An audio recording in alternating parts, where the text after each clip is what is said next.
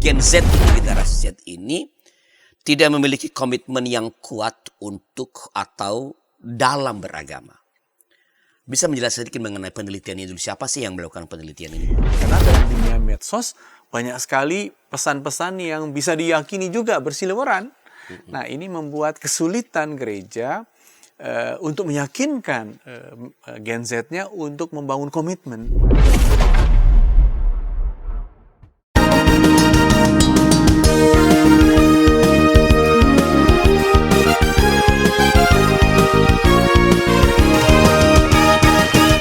Sahabat DKB, kita kembali bertemu dalam acara Gema Kasih Indonesia, sebuah program yang dirancang untuk membicarakan isu-isu yang sedang hangat atau perkembangan pemikiran teologi atau pergumulan-pergumulan gereja. Tentu dilihat semua dari perspektif Kristiani. Bersama saya Pendeta Arlianus Larosa. Dan dalam episode kali ini kita akan bicara mengenai anak-anak muda kita, ya, Gen Z, ya, dengan judul Gen Z tidak komit beragama, tanda tanya, ya. Bersama dengan narasumber kita yang tidak lagi asing bagi Anda, Bapak Pendeta Dr. Martin Lukita Sinaga. Selamat datang kembali Pak Martin. Selamat bertemu Pak Arlianus, senang bisa diskusi walaupun tentang generasi yang sepertinya anak kita. Iya, apa kabar nih? Baik, sehat selalu. Yeah. Semoga Pak Arlianus juga sehat ya.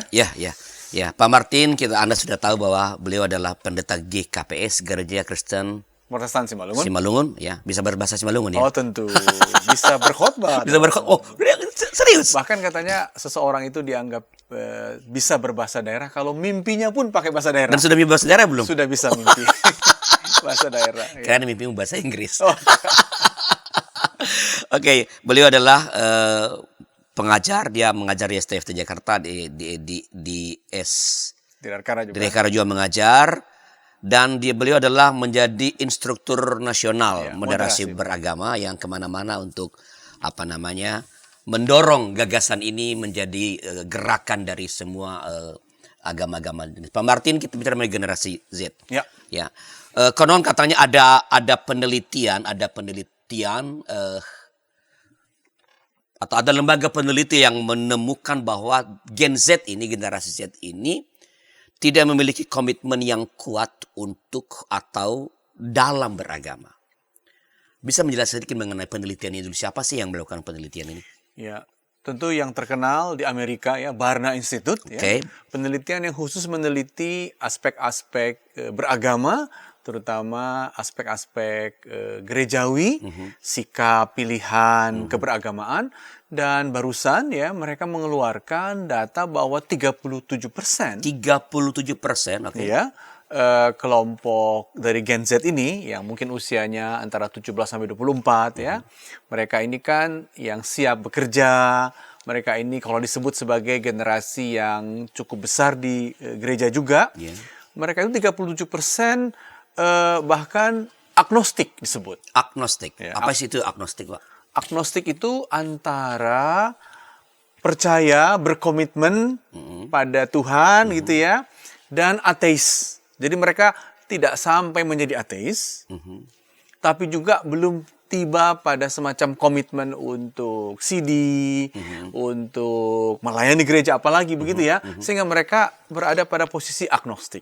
Agnostik bisa disebut tidak cukup data untuk mengatakan aku percaya, tidak cukup juga dorongan hati untuk menyatakan aku akan menjadi seorang yang beriman, dan itu adalah sikap yang di perjalanan, transisi lah kurang lebih, dan ini rupanya signifikan. Dan kata Barna, dibanding dengan generasi yang milenial ya, apalagi generasi Y begitu ya, mereka jauh lebih ragu, lebih agnostik terhadap Tuhan, dan itu antara lain membuktikan bahwa mereka memang berada dalam posisi tidak komit begitulah dalam agama ini. Itu kan berinstitut itu kan di Amerika.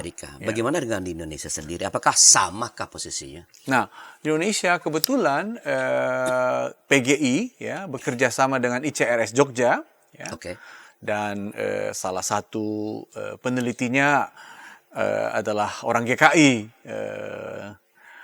Sulaiman ya, istri dari Chandra. Bukan, Ibu Sulaiman, istri dari Trisno. Iya, iya, Ya, Evelyn. Evelyn, betul. Ya, Dari Fakultas FISIP UI, ya. Dan mereka menemukan hampir 30, jadi agak mirip ya, 30-40% dari Gen Z ini yang hidupnya katanya 8 jam di depan medsos, 30-40% sama sekali tidak mengacuhkan, tidak memperhatikan masalah-masalah agama dalam pencariannya di ruang digital. Ya, jadi mereka tidak ngurusin agama, tidak mau memikirkannya, dan itu signifikan. Jadi cukup konsisten sebenarnya ya, antara Barna Institute yang lebih global, mungkin Amerika, dengan temuan ICRS dan PGI, bahwa generasi Z kita tidak mementingkan agama sebagai hal yang utama dalam hidupnya. 40% sama sekali tidak mau mencari pengetahuan agama, dan mungkin itu berarti mereka tidak mau juga serius ya dalam persiapannya di gereja sebagai katekisasi misalnya. Ya. Nah, tadi kan Pak Martin udah mulai menjelaskan sebenarnya. Kalau dikatakan bahwa entah tadi 37 atau 30-40% di Indonesia itu bahwa Gen Z ini komitmennya agak lemah ya terhadap untuk beragama atau dalam beragama. Mungkin mereka punya agama, tapi komitmen mereka punya agama, betul. Nah, apa sih indikator yang dipakai untuk menyatakan bahwa mereka ini Gen Z ini tidak memiliki komitmen yang kuat, atau tadi pakai bahasa kalau negatif punya yang lemah dalam hal beragama? Nah, memang dalam penelitian ICRS dan PG itu cara mengukur komitmen melalui isi atau aktivitas di dunia medsos. Oke. Karena mereka 8 jam gitu ya. Jadi ditanya, apakah engkau pernah mencari pengetahuan tentang agamamu gitu ya? 30% mengatakan tidak pernah. Kan gitu ya. Apakah engkau pernah berbagi berita tentang ayat-ayat Alkitab?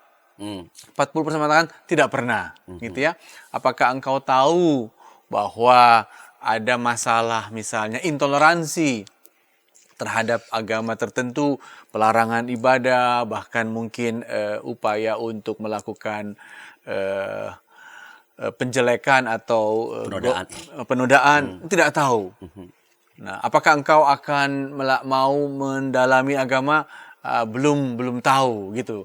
Jadi ada perasaan yang atau ada ungkapan yang mengatakan jangan dulu sekarang urusannya. 30-40%. Yang lain sebagiannya hanya, kalau data di sini hanya 69 yang selalu follow tokoh agama gitu ya. Selalu posting 3% saja. Belajar agama lain di medsos malah 0,7% gitu ya. Cari berita agama di medsos hanya 4% yang selalu gitu ya. Sementara yang lain 36-40 tidak mau komen terhadap masalah agama di medsos. Jadi ini ukuran yang mau membuktikan atau indikator ya terhadap kesimpulan 40% mereka tidak komit memang dalam hal beragama. Tentu kita bisa mengatakan mereka pasti beragama, boleh buat harus punya KTP beragama. Gitu.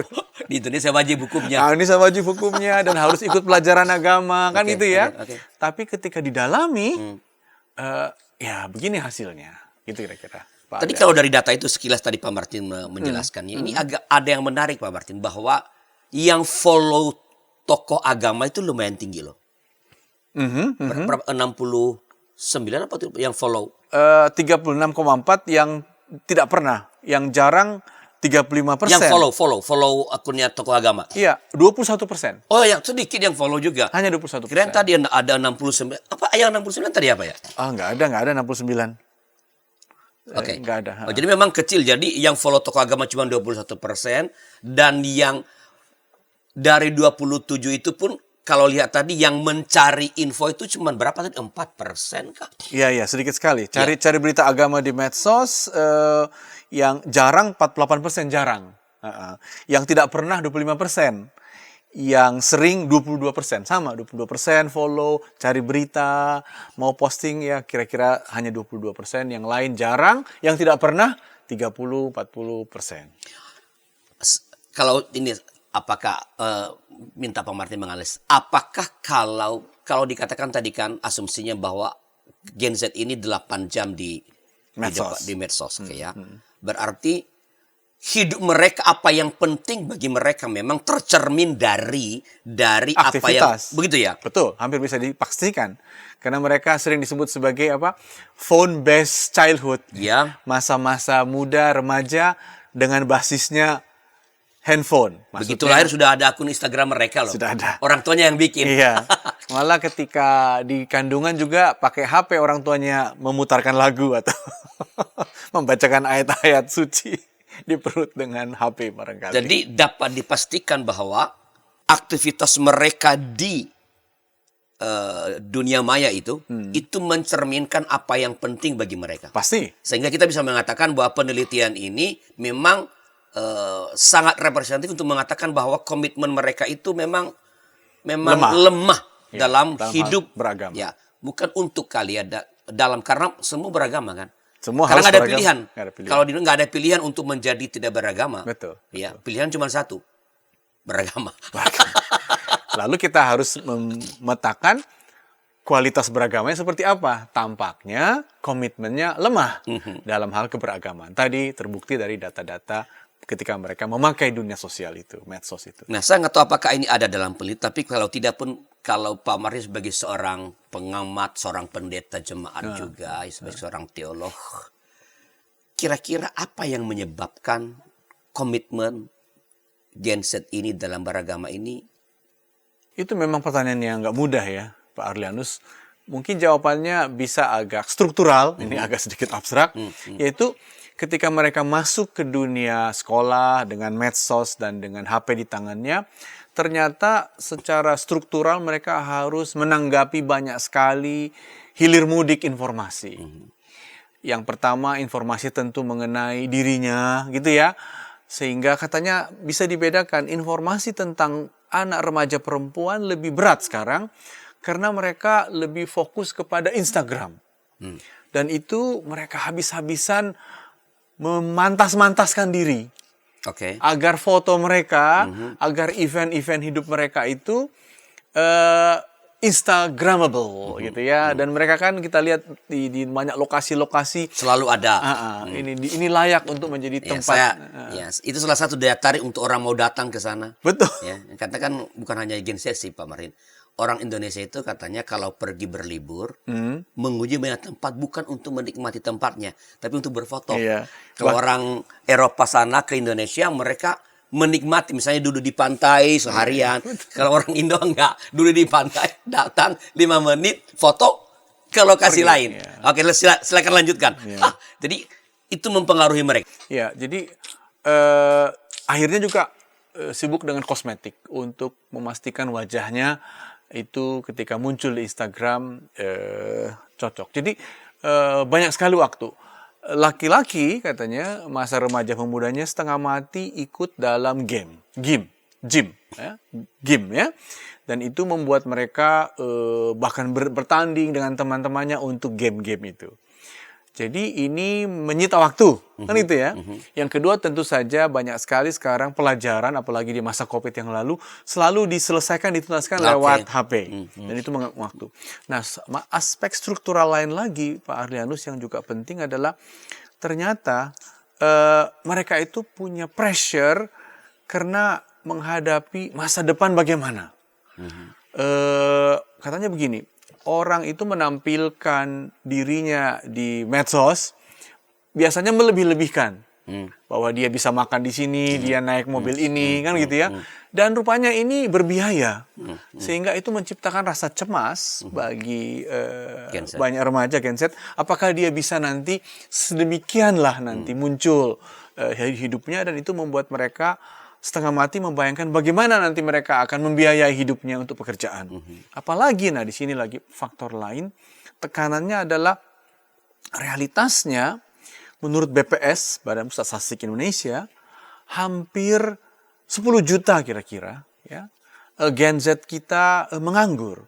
Dan ini mengejutkan sekali data ini, dan media-media terus mengulang-ulang ini, dan akibatnya mereka membayangkan dirinya pilihannya di dunia apa yang disebut gig itu ya, di dunia delivery, di dunia jasa ojek menjadi pilihan yang paling minim. Jadi seluruh beban struktural itu membuat mereka hampir terkonsentrasi ke situ, ya. Ada urusan penampilan diri, ada urusan kecemasan nanti bagaimana, tapi juga urusan di lapangan mereka harus berhadapan dengan realitas bahwa dunia digital ini mempersulit lapangan pekerjaan, kan gitu ya. Kecuali memang lapangan pekerjaan lebih bersifat delivery yang memang sekarang terbuka dan cukup masif ya akibat jasa antar mengantar ini, dan itu fakta-faktanya. Jadi secara struktural memang dunia ini, di dunia di mana mereka hadir, mulai hadir dalam dunia ini dan bertumbuh, itu memang quote and quote mendorong atau bahkan memaksa mereka untuk tidak punya waktu dalam mendalami hal-hal yang tidak berkaitan langsung dengan supaya mereka survive. Betul. Jadi termasuk agama kan, agama kan tidak menolong mereka untuk bisa dapat pekerjaan. Iya, dalam konteks sekarang ini. Betul. Ya. Jadi itu memang dunia ini mendesak para Gen Z ini untuk memang tidak punya waktu memberi perhatian pada hal-hal yang bersifat agama. Begitu. Betul sekali, luar biasa itu. Ya. Berarti itu sangat, ini sesuatu yang sebenarnya belum tentu juga karena mereka memilih ya. Belum tentu. Ya. Mereka didesak oleh itu. Nah, apakah misalnya, apakah gereja atau lembaga-lembaga keagamaan atau lembaga-lembaga pendidikan ya menyadari hal ini setelah beberapa informasi berikut ini?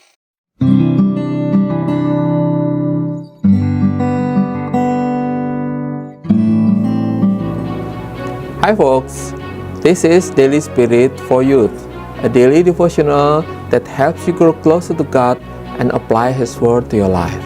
Daily Spirit for Youth dapat Anda saksikan hari Senin sampai Sabtu pukul 4.30 waktu Indonesia Barat di channel YKB TV. Kita jumpa dalam acara Pembangunan Jemaat. Pembangunan Jemaat setiap Senin di minggu kedua dan keempat pukul 20 waktu Indonesia Barat. Dapat Anda nikmati di channel YKB TV. Dari kungkungan malam gelap. Nyanyikanlah nyanyian baru setiap hari Rabu pukul 12 waktu Indonesia Barat. Dapat Anda nikmati di channel Lagu Rohani YKB TV.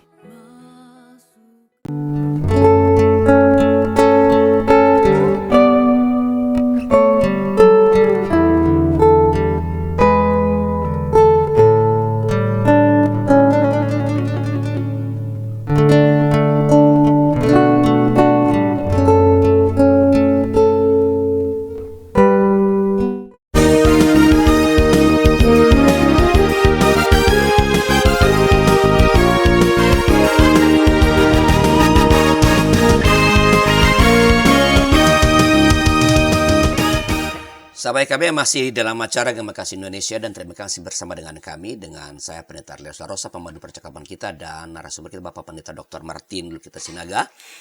Kita bicara tentang komitmen beragama generasi yang dikatakan lemah. Dan memang tadi kalau dari beberapa penjelasan Pak Pendeta Martin, ya itu terekspresikan dari hasil penelitian. Jadi ini bukan semacam praduga, ya ini penelitian baik yang dilakukan oleh Barna Institute di Amerika maupun oleh PGI bersama dengan ICRS Jogja di Indonesia.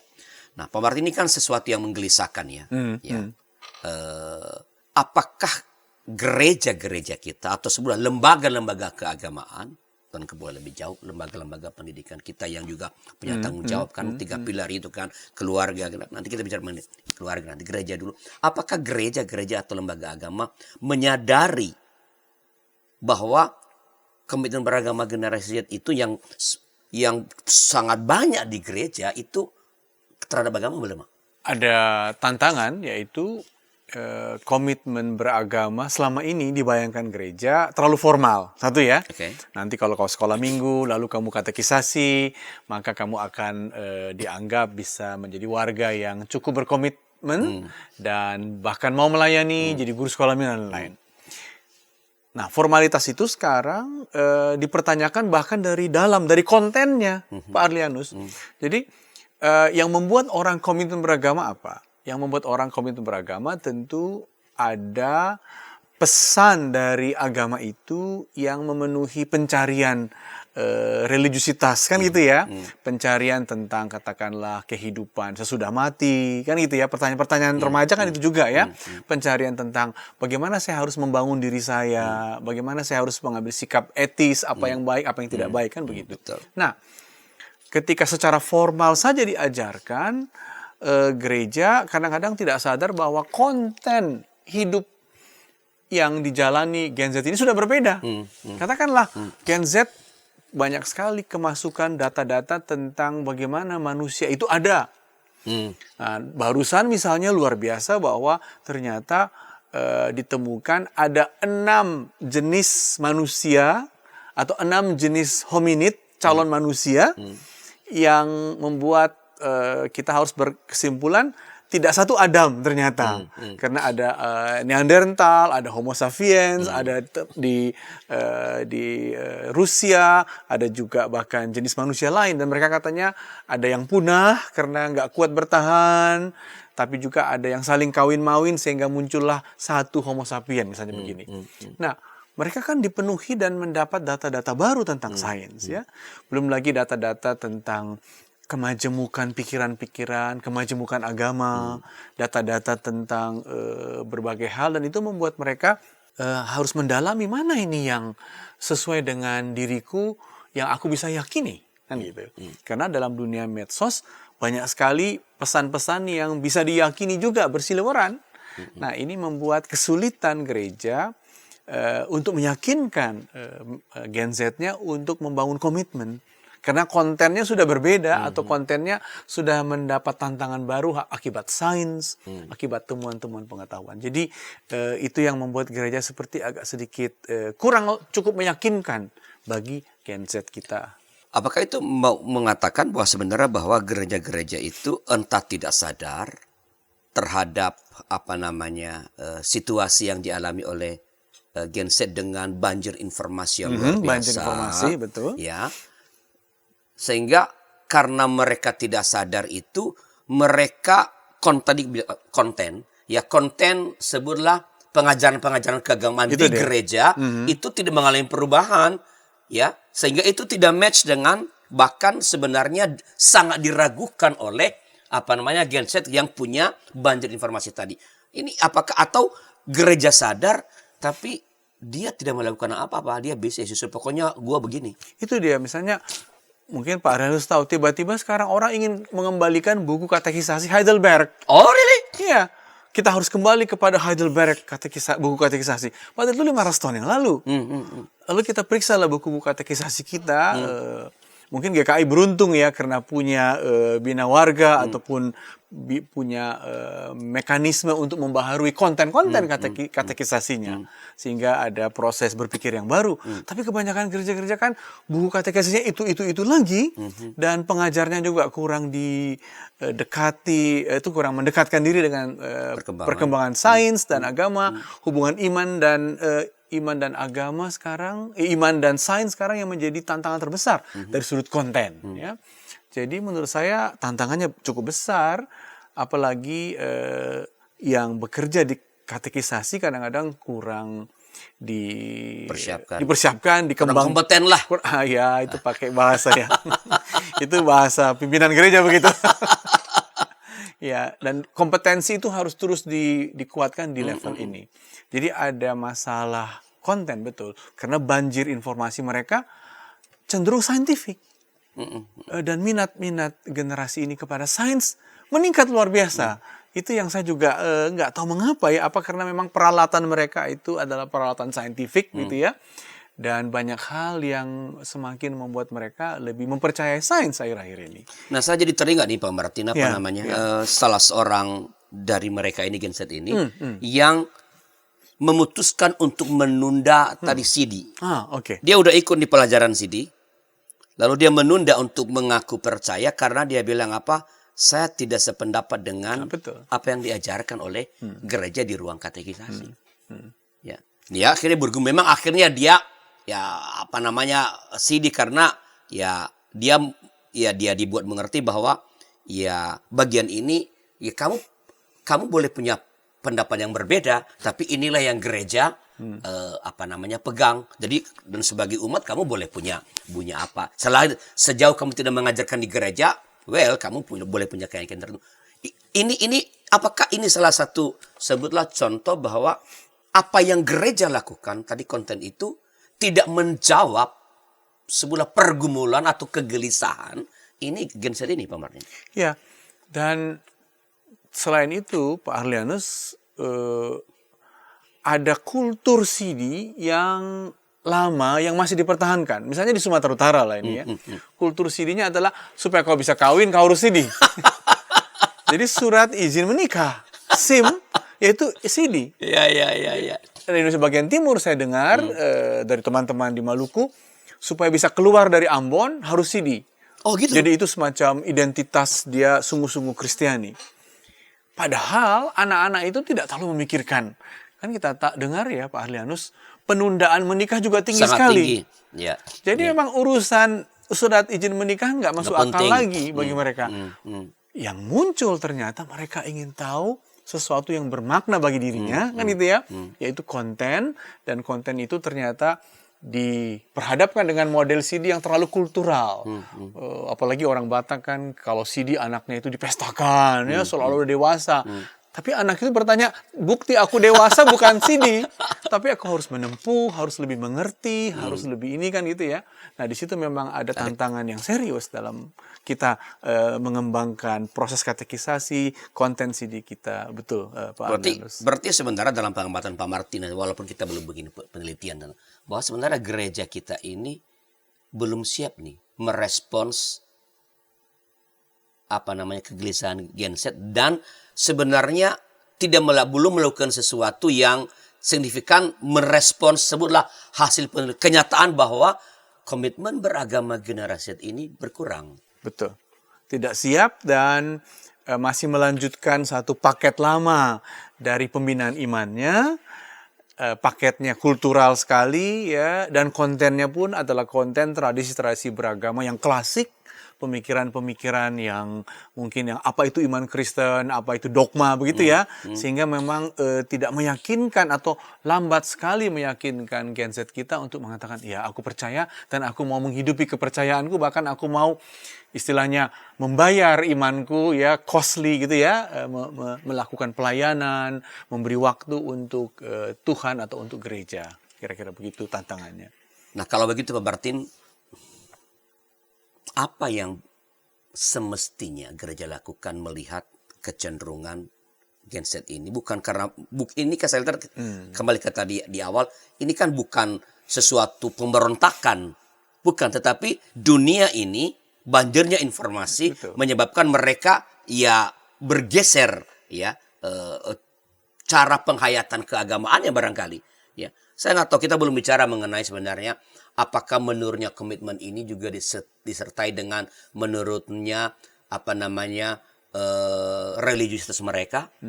Apakah nilai-nilai keagamaan misalnya kasih keadilan itu apakah juga, karena Gen Z ini malah kalau urusan keadilan mereka sangat luar biasa. Sangat luar biasa. Demo-demo akhir-akhir ini adalah bukti mereka berjuang untuk keadilan. Jadi mungkin betul. Religiusitas mereka baik sebenarnya, tapi komitmen kelembagaan barangkali atau komitmen kepada Tuhan sebenarnya. Mereka ingin melewati jalur yang lebih mereka pahami. Mereka ingin untuk Tuhan bukan sekadar aku percaya, tapi apa yang kupercaya, ya. Apakah cukup menjelaskanku, mengingat banyak sekali berseliweran cerita-cerita tentang iman sehingga aku ingin lebih firm. Nah, cuman cara membuat mereka firm atau cara membuat mereka berkomitmen tidak lagi secara formal. modelnya, tapi mesti ada pendekatan yang lebih sesuai dengan cara mereka untuk tiba pada katakanlah komitmen. Dan di situ yang kita harus temukan caranya bagaimana, tapi juga kontennya seperti apa. Jadi dua hal yang menjadi pekerjaan besar gereja untuk generasi Z-nya ini. Jadi gereja perlu mengubah konten dan cara pendekatan kepada atau membarui. Membaharui. Ya, perubahan selalu berarti pembaharuan, betul sekali. Ya. Saya sepakat. Nah, menurut penelitian ini ada satu ciri yang cukup signifikan bagi generasi Z ini, yaitu mereka ingin sebenarnya mengikuti. Mereka ini punya tendensi follower sebenarnya. Jadi mereka dalam konteks Islam misalnya ya, karena penelitian ini antar agama ya, kuat sekali keinginan mereka untuk mengamati secara detail Hanan Attaqi misalnya, ya, seorang tokoh medsos di Muslim, dalam hal apa dia memberi respons, bagaimana sih seorang Muslim itu harus mengambil sikap gitu ya. Jadi kita harus menemukan proses jalan masuk kepada komitmen Gen Z ialah dengan menghadirkan tokoh yang sedikit lebih tua dari mereka, ya, tapi yang bisa menjadi teladan, tapi teladan yang populer dalam menjalani model kehidupan beragama masa kini. Itu antara lain caranya untuk menyapa atau bentuk untuk menyapa Gen Z kita. Jadi mereka sebenarnya juga tetap mengharapkan ada semacam tokoh. Ya, tokoh betul. Ya, jadi ketokohan menjadi penting. Berarti sebenarnya gereja perlu atau agama perlu melahirkan tokoh, dan ini tokoh di dunia media sosial ya. Ya, tokoh yang populer, yang cukup punya pengalaman dan ekspresi diri yang luas, tapi ada keberagamaan dalam dirinya. Jadi tidak harus tokoh agama per se gitu ya, tapi tokoh publik yang mau mengambil waktu dengan isu-isu keberagaman. Kita harus menemukan itu sebagai jembatan bagi mereka ya. Nah, kalau di gereja sendiri gimana? Apakah ya kan mereka punya tadi kecenderungan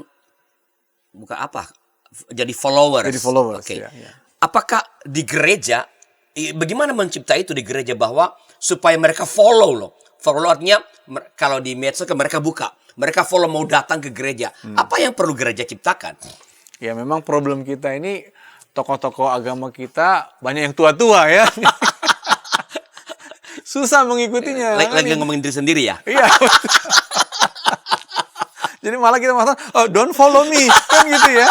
Kita cenderung, jangan ikutin aku dong gitu. Jadi itu memang PR kita, Pak Arlianus. Jadi harus ada yang lebih sengaja memperkenalkan tokoh-tokoh yang milenial, katakanlah ya, yang mungkin menjelang usia 30, tapi juga cukup ngepop.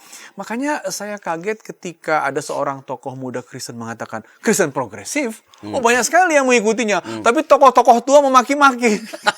Ini bahaya.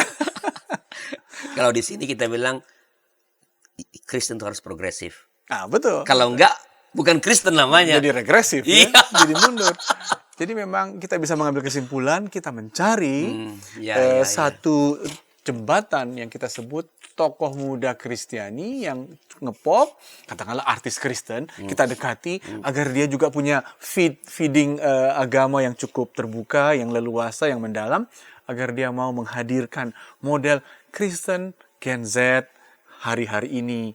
Dan itu akan membantu Gen Z kita. Oh iya, begitulah membangun komitmen di tengah dunia yang bersiliweran luar biasa ini. Saya kira itu, Pak Arlianus. Nah, kalau dalam pengamatan Pak Martin di gereja, orang tua sendiri, ya orang tua dari Gen Z, apakah menyadari bahwa anak-anak mereka ini sebenarnya sekarang ini ya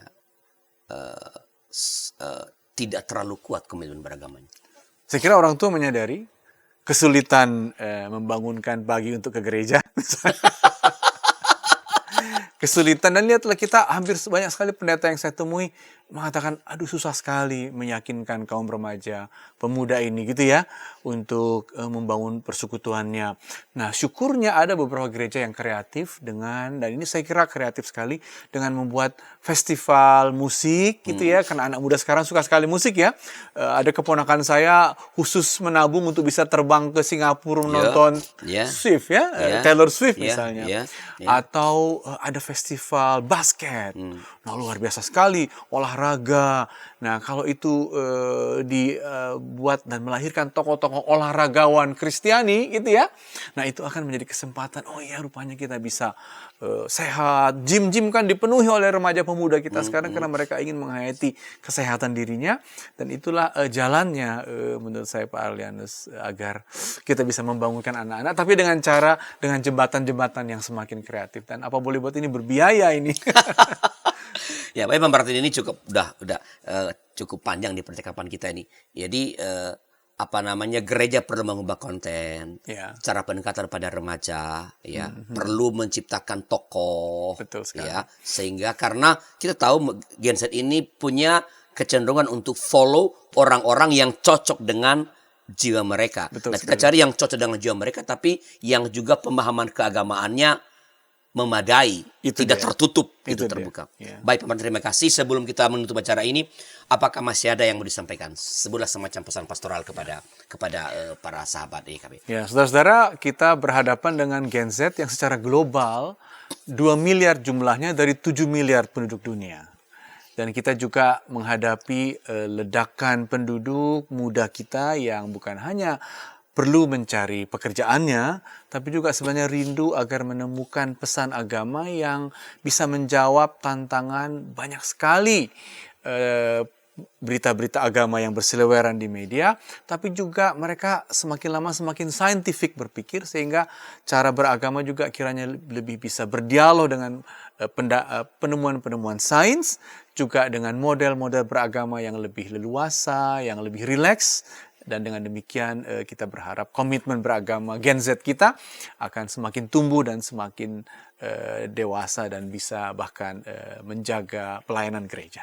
Saya kira. Baik, Bang Martin, terima kasih atas pencerahan yang diberikan kepada para sahabat YKB hari ini. Penting sekali hasil penelitian ya. Ini jadi mari kita gereja-gereja, para orang tua, mari betul-betul memberikan perhatian terhadap ini. Ya, sehingga Gen Z kita ini tidak lalu merasa sendirian menghadapi berbagai macam informasi, tapi mereka merasa ada teman, ada gereja, dan gereja adalah teman yang memahami, ya, pemikiran mereka, memahami juga pergumulan mereka, dan bukan gereja yang ingin menyeret mereka kembali kepada masa-masa yang sudah lewat. Terima kasih, dan bila ada masukan-masukan silakan kirim ke kami lewat nomor 0812 8188 9191. Sampai jumpa, Tuhan memberkati.